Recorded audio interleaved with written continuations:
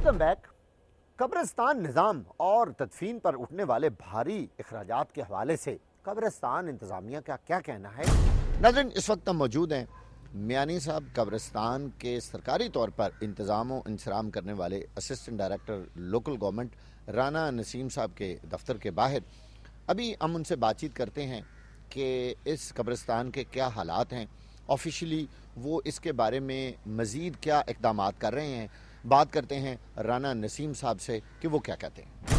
رانا صاحب، یہ بتائیں، آپ اسسٹنٹ ڈائریکٹر ہیں لوکل گورنمنٹ کے اور لاہور کو غالباً زیادہ ڈیل کرتے ہیں۔ جی پورے ڈسٹرکٹ لیول پہ پوسٹ ہوتی ہے۔ ڈسٹرکٹ لیول پہ آپ کے زیر انتظام اس وقت جو قبرستان ہیں ان کی تعداد کیا ہے؟ یہ میرے دیکھیں، اس میں ایک کمیٹی بنی ہوئی ہے، جی میانی صاحب کے حوالے سے بات کروں گا۔ جی یہ اس میں ڈی سی او صاحب چیئرمین ہیں جی، اور وہ ایکس آفیشو چیئرمین ہے، ٹھیک ہے، اور میں اس کا ایکس آفیشو سیکرٹری ہوں۔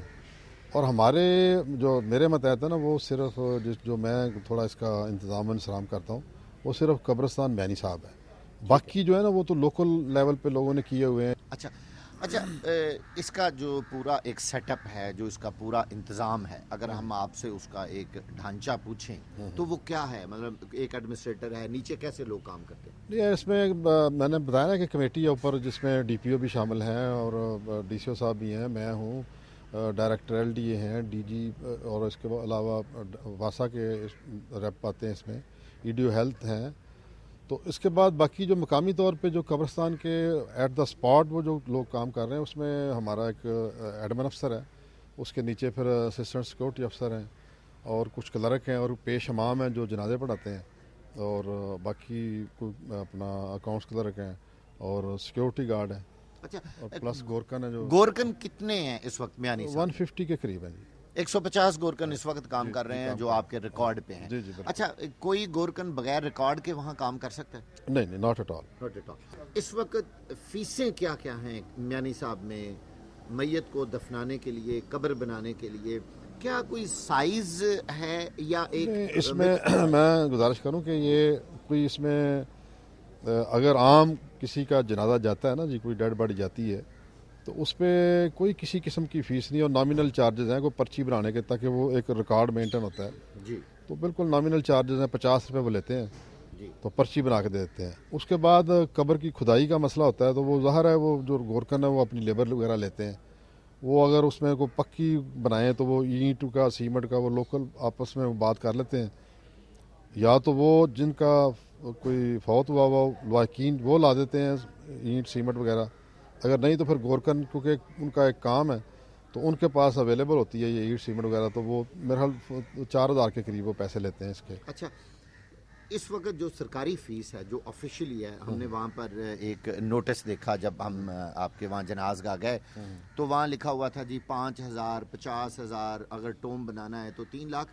ہم ان فیسوں کے والے سے آپ سے پوچھنا چاہتے ہیں وہ کیا ہیں؟ وہ فیسیں ہیں، وہ ایک کمیٹی نے اپروو کی ہوئی ہیں۔ وہ کیا کیا فیس ہیں؟ اس میں یہی ہے کہ اگر آپ قبر کی مرمت کرانا چاہتے ہیں تو اس کا 1000 روپیہ فیس ہے۔ اچھا، اگر قبر پختہ کرانا چاہتے ہیں تو وہ پہلے 10,000 فیس تھی، ہاں جی، لیکن بعد میں ہم نے اس کو ڈسکرج کرنے کی خاطر ہم نے فیس بڑھا دی ہے، تاکہ لوگ جو ہے نا، کیونکہ قبرستان جب پکی قبر بنتی ہے تو پھر وہ زیادہ جگہ گھیرتی ہے، تو ہماری کوشش یہ ہے کہ اس میں پکی قبر نہ بنے لیکن نامینل سا کوئی نشان ہو جائے، تاکہ وہ قبر کا نشان بھی نہ مٹے، اور لیکن پکی بنانے میں کو تھوڑا زیادہ سپیس آتی ہے تو ہم ڈسکرج کر رہے ہیں۔ تو وہ آج کل 50,000 ہے، لیکن ہم کوشش کر رہے ہیں کہ 50,000 کو کم کیا جائے، کیونکہ یہ لوگوں کی پہنچ سے باہر ہے۔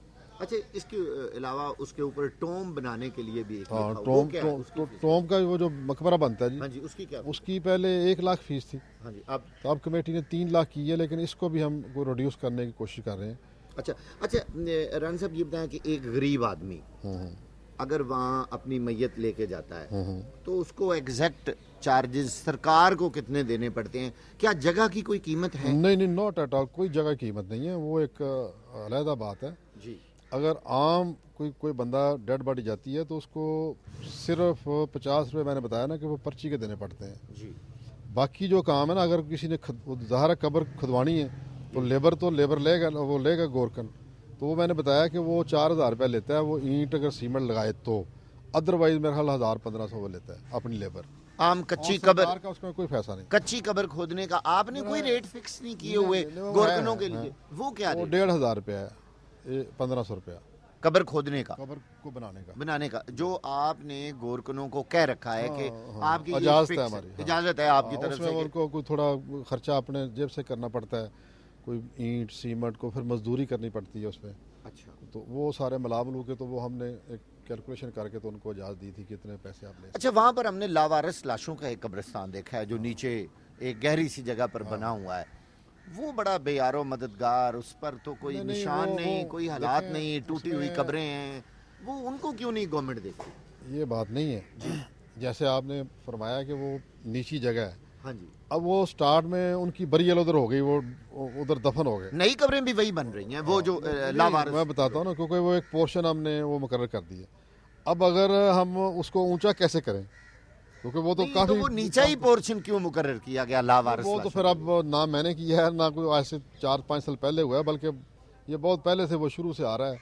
वो जब उस वक्त क्योंकि लावारिस जो थे उनकी उधर वो डेड बॉडी आती थी उधर दफन कर देते थे।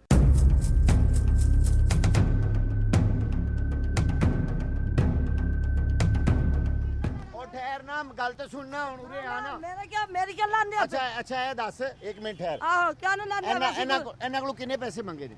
ਇਹਨਾਂ ਕੋ ਮੈਂ ਤੁਹਾਨੂੰ ਦੱਸਣੀ ਆ, ਇਹਨਾਂ ਕਿਹਾ ਇੱਟ ਲਵਾਣੀ ਹੈ, ਟਰਾਲੀ ਮਿੱਟੀ ਪਵਾਣੀ ਹੈ। ਅੱਛਾ, ਮੇਰੀ ਗੱਲ ਸੁਣੋ, ਹਾਂ, ਮੈਂ ਵੱਧ ਪੈਸਾ ਨਹੀਂ ਮੰਗਦੀ। ਕਿੰਨੇ ਪੈਸੇ ਮੰਗੇ? ਇਹਨਾਂ ਕੋ ਸਾਰਾ ਟਰਾਲੀ ਪਾ ਕੇ, ਮਜ਼ਦੂਰ ਦੇ ਪੈਸੇ ਪਾ ਕੇ, ਇੱਟ ਦੇ ਪੈਸੇ ਪਾ ਕੇ, ਸਾਰਾ ਇਹਨਾਂ ਕੋ 4,000 ਮੰਗਿਆ। नाज़रीन, आपने देखा कि इस कब्रिस्तान में क्या हालात हैं। हर शख्स दूसरे को लूट रहा है और ये ख़वातीन और दूसरे लोग लूट मार में मसरूफ़ हैं और हज़ारों रुपया हर आने वालों से ये यहाँ वसूल कर रहे हैं। हम अभी बात करवाते हैं जो साहब यहाँ खड़े थे कि उनके साथ क्या सब कुछ पेश आया और वो यहाँ किस लिए आए हैं। आपका नाम क्या है?